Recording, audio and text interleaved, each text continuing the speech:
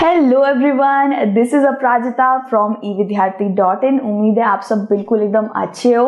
मस्त तो मेरे बीड़ू लोग एकदम मस्त ही होते हैं। ठीक है, तो गाइज चैप्टर नंबर 1 हमने आपका बहुत पहले शुरू कर दिया था, विच वाज पावर शेयरिंग, आपकी सिविक्स की बुक से। तो गाइज इसका एक छोटा सा मोटा सा इंट्रोडक्शन मैंने पहले ही दे दिया है। अगर नहीं देखा है जाके पक्का देख लेना, क्योंकि वो बहुत ही ज्यादा इंपॉर्टेंट है। ठीक है, बाकी मैंने उसमें मतलब भी समझा दिया था दैट पावर शेयरिंग क्या होता है, आप आगे जाके क्या क्या पढ़ने वाले हैं।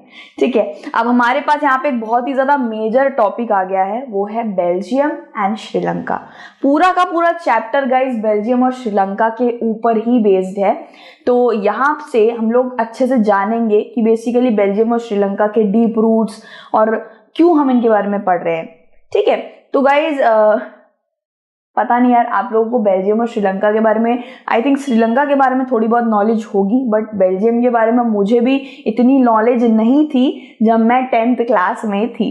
ठीक है, तो यार बेल्जियम चॉकलेट तो मैंने खाया है, बाकी मुझे कुछ नहीं पता था इसके बारे में, आगे जाके पता चला है। अब बेसिकली सबसे पहले हम बेल्जियम के बारे में समझते हैं। ठीक है, बेल्जियम एक छोटी सी कंट्री है, ठीक है, यूरोप के अंदर। ठीक है, यूरोप में एक छोटी सी कंट्री है और इसकी जो आपकी कैपिटल है इसकी है ब्रसेल्स। ठीक है, यहाँ तक एकदम बढ़िया है। इसके बाद यहाँ पे एक छोटा सा एग्जाम्पल लेके सेट करते हैं। गाइज हमारा भारत का हरियाणा आपने देखा होगा। ठीक है, तो यार हरियाणा की जो मैंने पॉपुलेशन देखी थी यार 2020 में मैंने चेक करी थी, आई थिंक वो 2 करोड़ 2.89 ऐसे करोड़ में थी। ठीक है, और अगर हम यहाँ की बात करें, बेल्जियम की बात करें, तो बेल्जियम की पॉपुलेशन हरियाणा से आधी है। ठीक है, करीबन 1 करोड़ है। ठीक है, तो गाइस बेल्जियम हमारे हरियाणा से भी छोटी जगह है और यहाँ पॉपुलेशन काफी उससे कम है। ठीक है दोस्तों, अब देखा जाए तो आप भारत में आपने देखा होगा यार बहुत सारे फेस्टिवल्स हम लोग एंजॉय करते हैं, कल्चर्स एंजॉय करते हैं। हमने देखा होगा कोई हिंदू है, कोई पारसी है, कोई क्रिश्चियन है, कोई मुस्लिम है, बहुत सारे अलग अलग धर्म विशेषताएं हमें देखने को मिलती है। दैट्स वाई यार हम लोग कहते हैं हमारा भारत डाइवर्स है काफी ज्यादा। सो गाइज ऐसे और भी काफी कंट्रीज होती हैं जहाँ पे डाइवर्सिटी दिखती है, जैसे कि हमारा बेल्जियम। ठीक है, हमारा तो नहीं है, भारत मेरा है, बेल्जियम उनका है। ठीक है, तो यार the ethnic composition of this small country is very complex. यहाँ पे जो एथनिक कॉम्पोजिशन मतलब कोई और भाषा बोल रहा है, कोई और भाषा बोल रहा है, यहाँ पे बहुत सारी भाषाओं का जंजाल है।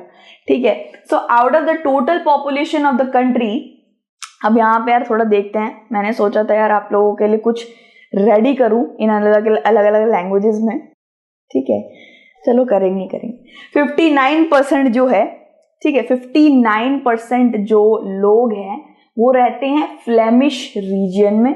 मतलब एक ऐसा रीजन जहाँ पे सिर्फ एक ही लैंग्वेज के बोलने वाले लोग रहते हैं।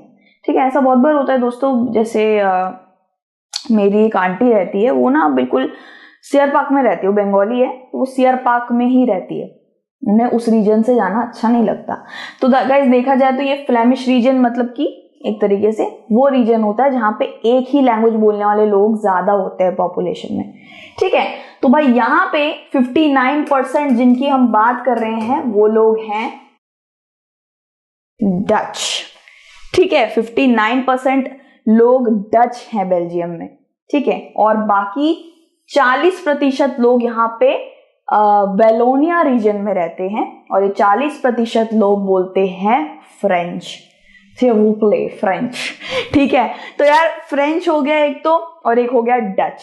डच कितने थे? 59%। फ्रेंच कितने थे? 40%। कितना बचा? 100% में से 1% तो बच गया। ठीक है, तो वो रिमेनिंग 1% बोलते हैं जर्मन। ठीक है, तो पहले भी आ गया 59% सबसे ज्यादा परसेंटेज है डच लोगों की बेल्जियम में। अभी हम कैपिटल की बात नहीं कर रहे हैं दोस्तों, कैपिटल ब्रसेल्स अभी रह रहा है, हम सिर्फ बेल्जियम की बात कर रहे हैं। ठीक है, तो बेल्जियम के अंदर सबसे ज्यादा परसेंटेज जो है वो है 59% डच का, 40% है फ्रेंच का और रिमेनिंग 1% है जर्मन्स का। तो 3 तरीके की लैंग्वेज आपको बेल्जियम रीजन में मिल जाएगी। जो बेल्जियम में जो डच लोग रहते हैं वो रहते हैं फ्लैमिश रीजन में, मतलब अपने ही भाई बंधुओं के साथ रहना प्रेफर करते हैं। ठीक है, जो फ्रेंच लोग हैं वो वेलोनिया रीजन में रहते हैं, कुछ इसी तरीके के वो वेलोनिया रीजन नाम है कोई। ठीक है, एंड जो 1% रिमेनिंग है वो जर्मन्स हैं। ठीक है दोस्तों, यहां तक एकदम फिट फाट है। इसके बाद देखते हैं इन बेल्जियम्स कैपिटल। अब हम यार कैपिटल की बात करेंगे। कैपिटल है इसकी ब्रसेल्स। ठीक है दोस्तों, यार 80%। अब यहाँ पे कॉम्पोजिशन थोड़ा अलग है। यहाँ पे जैसे वहां पे ये था तो यहाँ पे इसका उल्टा है, विलोम शब्द टाइप चीज है। ठीक है, अब यहाँ पे 80% लोग फ्रेंच है। बेल्जियम में थे 40%, यहाँ है 80%। ठीक है, और यहाँ पे 20% लोग डच है। वहां पे थे 59 बेल्जियम में, कैपिटल में है 20%। मतलब बिल्कुल ऐसे उल जलूल हो गया, मतलब कि जो फ्रेंच यहाँ पे मेजॉरिटी में है कैपिटल में, वो वहां पे जाके माइनॉरिटी बन गए हैं। ठीक है, अब यहाँ पे डच माइनॉरिटी में दिख रहे हैं आपको 20%, वहां जाके वो 59% है मेजॉरिटी में। तो इस तरीके का है। अगर मैं इस तरीके से यहाँ पे यार लिख देती हूँ छोटा छोटा, ठीक है, यहाँ पे मैं लिख देती हूँ। सबसे पहले हम बेल्जियम की बात करते हैं। यार ये एथनिक कॉम्पोजिशन ना याद रखना बहुत ही ज्यादा जरूरी होता है। ये आ जाता है भाई, भड़कीले भड़कीले क्वेश्चन इसमें से निकल आते हैं भाई, वहां क्या था, यहाँ क्या, यहाँ कितनी पॉपुलेशन थी, सब आ जाता है। तो बेल्जियम की बात करें तो वहां पे बेल्जियम डच सबसे ज्यादा थे 59%, फ्रेंच थे 40% और 1% थे जर्मन। अब यहाँ पे ब्रसेल्स की बात करें, भाई खिचड़ी मार राइटिंग है तो उसको जरा देखना मत। ठीक है, अब यहाँ पे अगर हम बात करें तो यहाँ पे 80% फ्रेंच है, 20% आपके डच है और 1% जर्मन यहाँ पे थे, लेकिन ब्रसेल्स में जर्मन का नामो निशान नहीं है। तो यहाँ जो मेजॉरिटी में है वो यहाँ माइनॉरिटी में है, और यहाँ जो माइनॉरिटी में है वो यहाँ मेजॉरिटी में। इस तरीके से हो गया। ठीक है दोस्तों, डच वहां ज्यादा थे, यहाँ कम हो गए। यहाँ फ्रेंच ज्यादा है, वहां डच कम हो गए। इस तरीके से वो रखा है। ठीक है दोस्तों, तो minority French speaking community was relatively rich and powerful. ये कहाँ की बात हो रही है दोस्तों? ये हो रही है आपकी बेल्जियम की बात हो रही है। बेल्जियम में यहाँ पे फ्रेंच को माइनॉरिटी बोला जा रहा है क्योंकि वो सिर्फ 40% थे बेल्जियम के अंदर, और जो ज्यादा थे मेजॉरिटी ग्रुप था वो था डच का 59%। लेकिन गाइज यहाँ पे ये बोला गया है कि जो 40% है ना फ्रेंच लोग, ये लोग बहुत पावरफुल थे। दे वर माइनॉरिटी लेकिन फिर भी पावरफुल थे, रिच थे बेल्जियम के अंदर। ठीक है, इसके बाद क्या बताया गया दोस्तों? This made Dutch speaking community angry as the benefits. ठीक है, जो बेनिफिट्स होते हैं ना, जैसे कि पैसे के बेनिफिट, इकोनॉमिक डेवलपमेंट के बेनिफिट, एजुकेशन बेनिफिट, जो भी ह्यूमन राइट में आता है, right to education, right to liberty, ये सब चीज जितनी भी होती है, ये इन डच स्पीकिंग लोगों को काफी बाद में जाके मिला था। तो इसमें इनको थोड़ा सा मतलब यहाँ पे ये बताया जा रहा है कि फ्रेंच लोग माइनॉरिटी में थे बेल्जियम में। ठीक है, फ्रेंच लोग माइनॉरिटी में थे, 40% थे बेल्जियम के अंदर, है ना, और ये लोग 59% थे, मेजॉरिटी में थे। लेकिन फिर भी फ्रेंच लोगों को काफी ज्यादा पावरफुल और रिच देखा गया है, और फ्रेंच लोगों को ये सारे के सारे राइट्स बड़ी जल्दी मिले हैं।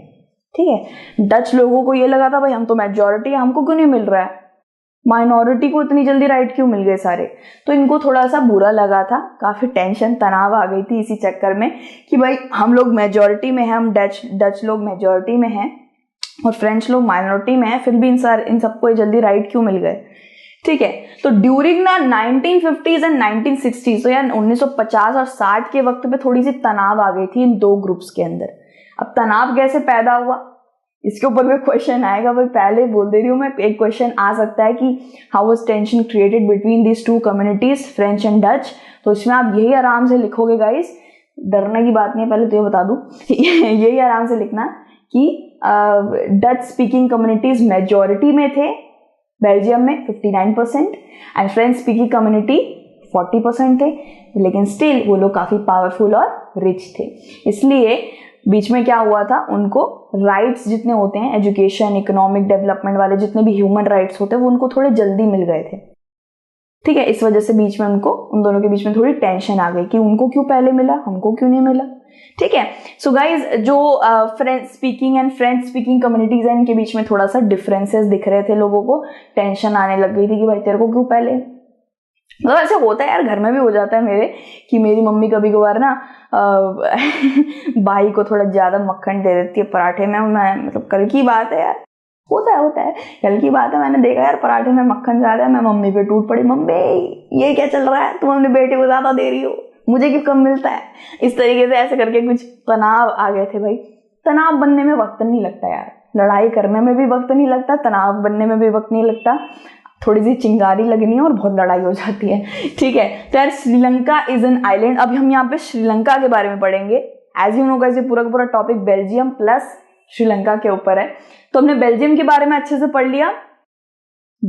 हमें दो अलग अलग कॉम्पोजिशन दिखाए गए हैं, पहले तो बेल्जियम में, दूसरा उसकी कैपिटल के अंदर। बेल्जियम में कौन कौन था यार, फिर से बता देती हूँ। 59% थे आपके डच। मुझे कमेंट आया था मेरी क्लास 8 की कि मार्कर थोड़ा सस्ता है। ठीक है, तो यार गरीबी है, क्या कर सकते हैं। अरे मजाक कर रही हूँ यार, ये जल्दी से हम लोग रिप्लेस कर देंगे। ठीक है, पता नहीं क्यों यार, मेरे को बहुत प्यारा लगता है, इसलिए ये मैं छोड़ना पसंद नहीं करती। ठीक है, तो 40% जो थे यहाँ पे वो थे फ्रेंच। देख लो कम है, ये ज्यादा है। यहाँ पे बेल्जियम का लिख रही हूं मैं। और ये है 1% जो थे जर्मनी के लोग थे, जर्मन्स। ठीक है, और अगर आप ब्रसल्स की बात करें तो ब्रसल्स में डच सिर्फ थे 20%, यहाँ ज्यादा है। और यहाँ पे फ्रेंच थे 40, तो यहाँ 80 हो गए और जर्मन जोड़ गए, जर्मन तो है ही नहीं ब्रसल्स में।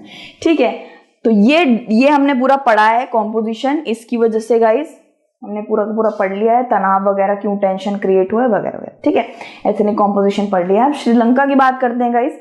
श्रीलंका में भी कुछ इसी तरीके के आप देख सकते हो, इसी तरीके की टेंशन क्रिएट हुई थी। Sri Lanka is an island nation. आप जानते हो आइलैंड नेशन है, बहुत ही ज्यादा मशहूर है हमारे रामायण कथा में। ठीक है, रामायणा के अंदर आपने श्रीलंका के बारे में ऑब्वियस सी बात है बहुत पढ़ा होगा, या मैंने यार कार्टून मूवी बहुत ज्यादा देखी है और उसके अंदर यार रावणा के बारे में काफी पढ़ा था। And you know guys, Sri Lanka में ही रावण का बहुत बड़ा आइलैंड आप कह सकते हो, क्या था वो, लंका था ना, श्रीलंका। तो चलो वो छोड़ते हैं, बाकी आप ये कह सकते हो कि हाँ श्रीलंका से हम काफी ज्यादा हमें पता है उसके बारे में थोड़ा बहुत। तो श्रीलंका की बात करें, साउथ एशिया में एक छोटी सी कंट्री है।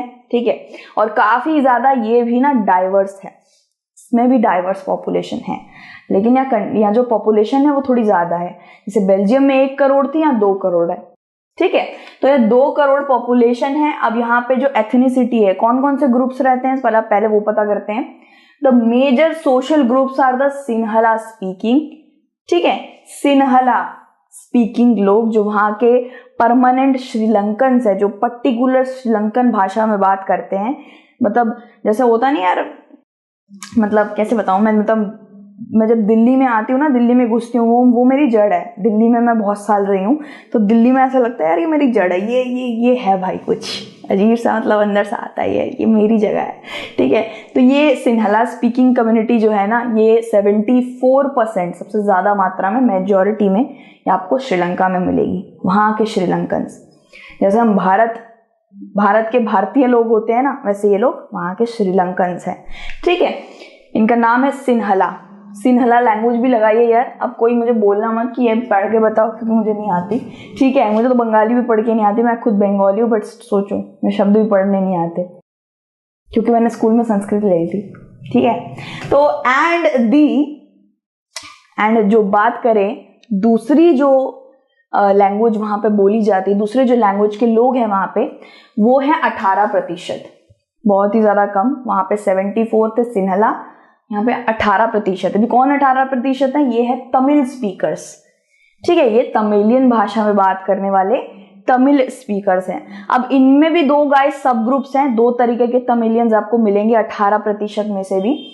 जो 13% है ना गाइस, 13% जो तमिलियंस है, इनको बोलेंगे श्रीलंकन तमिल्स। क्यों गाइस? क्योंकि ये तमिल बोलते हैं, लेकिन ये वहीं के श्रीलंका की ही इनकी जड़ होती है, श्रीलंका के ही लोग होते हैं, but they speak in Tamil language.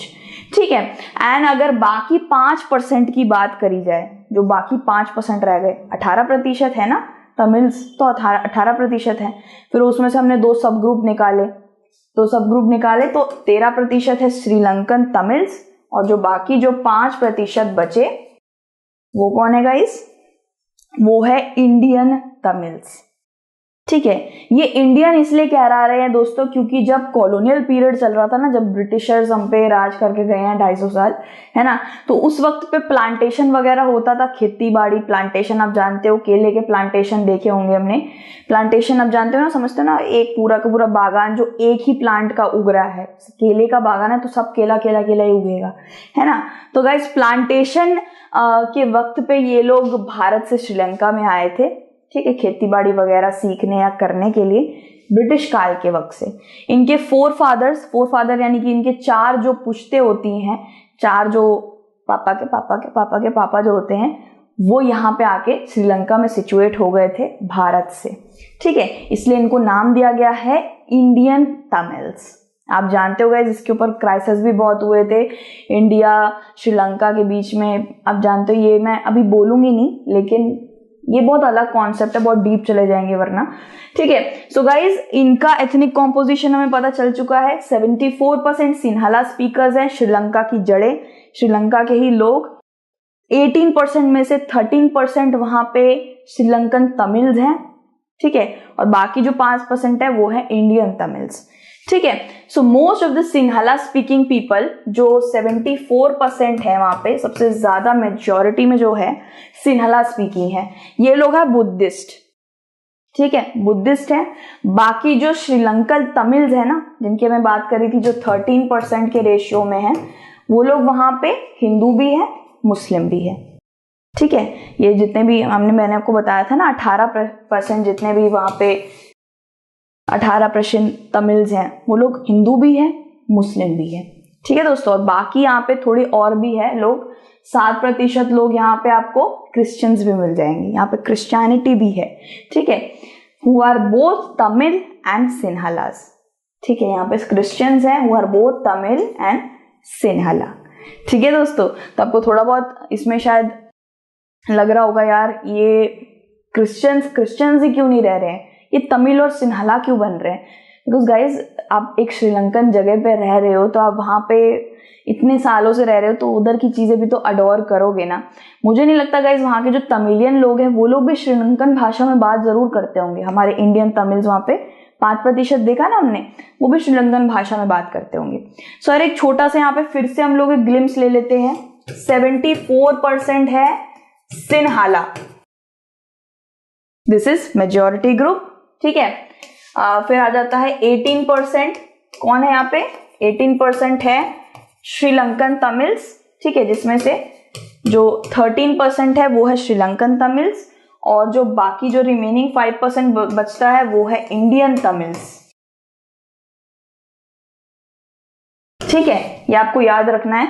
तो ये जो 18% वाले श्रीलंकन तमिल्स है, ये हिंदू भी है, मुस्लिम भी है। ठीक है, और ये 74% जो सिन्हाला स्पीकिंग लोग हैं, ये पूरे श्रीलंकन है, पूरे एकदम प्योर श्रीलंकन। ठीक है दोस्तों, तो यहाँ पे हमारा पूरा टॉपिक खत्म हो चुका है। इसमें हमने पढ़ा कि किस तरीके से हमने 2 कंट्री में इतना, मतलब हम समझते थे यार भारत इतना डाइवर्स है, लेकिन बाकी कंट्रीज भी बहुत डाइवर्स है गाइस। जैसे हमने बेल्जियम में देखा, वहाँ 3 तरीके की लैंग्वेज चलती है, जर्मन, डच, फ्रेंच। यहाँ पे हमने देखा श्रीलंका में कि यहाँ पे सिन्हाला, श्रीलंकन तमिल, इंडियन तमिल, 3 अलग अलग एथनिक ग्रुप्स हैं। क्रिश्चियंस भी हैं, सॉरी, जो both are Sinhalas and Tamils. सो यहाँ पे काफी अलग एथनिसिटी हमने देखी है। हमने बेल्जियम और श्रीलंका की एथनिसिटी को अच्छे से जान लिया है, कहाँ पे कितनी पॉपुलेशन है। इसके बाद हम अच्छे से श्रीलंका के अंदर और डीप रूटेडली इसके बारे में पढ़ेंगे, मेजोरिटेरियनिज्म इन श्रीलंका। ठीक है भाई जुबान टेढ़ी हो गई इसको पढ़ के। चलिए, thank you for watching this video, और कमेंट जरूर करना यार, मुझे कमेंट आपके पढ़ने बहुत अच्छे लगते हैं, बहुत मोटिवेशन मिलती है। और दूसरी वीडियो में मिलते हैं, टिल देन अपना ध्यान रखिए, take care and bye bye.